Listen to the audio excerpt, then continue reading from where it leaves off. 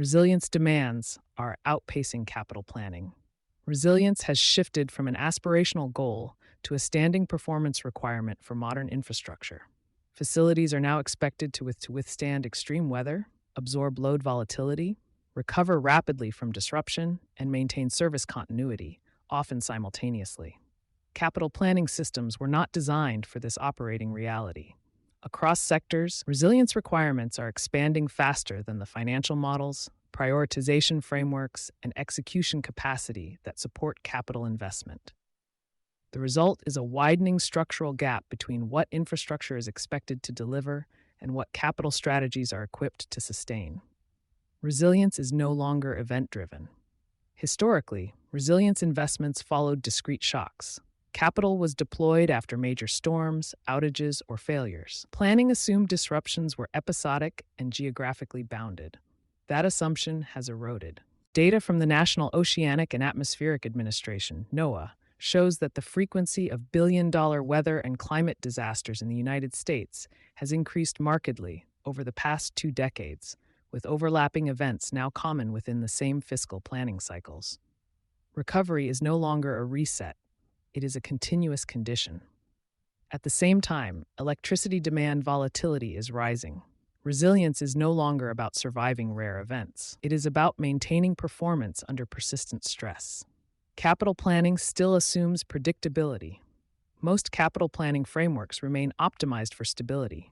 They prioritize growth, efficiency, and regulatory compliance, with risk mitigation treated as a secondary overlay rather than a core design constraint.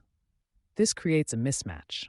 Resilience investments, redundancy, backup power, flood protection, hardened controls, recovery capacity, do not generate linear returns. Their value is realized through avoided losses, reduced downtime, and preserved optionality. These benefits are difficult to model within traditional ROI frameworks and are often deprioritized until failure or disruption forces action. The National Academies of Sciences, Engineering, and Medicine has repeatedly emphasized the distinction between reliability and resilience, noting that systems can perform reliably under normal conditions while remaining highly vulnerable to disruption. Capital planning that optimizes for steady-state performance often underinvests in recovery and adaptability. The cost of catch-up is rising. When resilience demands outpace capital planning, investment becomes reactive. Instead of sequencing upgrades over time, organizations accelerate projects under pressure, after extreme weather, regulatory intervention, or operational near misses. Costs increase as timelines compress and execution options narrow. The U.S. Government Accountability Office, GAO, has documented this dynamic across federal infrastructure portfolios, finding that delayed investment frequently leads to higher lifecycle costs and emergency spending, even when assets remain operational prior to failure. In capital terms, resilience spending shifts from strategic allocation to forced expenditure. Resilience is a system property. One reason resilience strains capital frameworks is that it does not map cleanly to individual projects. Resilience emerges from system interactions, how power, controls, structures, and operations behave together under stress. Enhancing it often requires coordinated investment across multiple assets and disciplines. This clashes with capital models built around discrete projects and siloed budgets. The National Institute of Standards and Technology has shown that tightly coupled infrastructure systems are more susceptible to cascading disruption, where stress in one component propagates rapidly. Fragmented resilience investments can increase spending without materially reducing exposure. Execution capacity is the hidden limiter. Even when capital is approved, resilience upgrades face execution constraints. Many must occur inside live environments, hospitals, data centers, industrial plants, requiring phased installation, temporary systems, and specialized labor.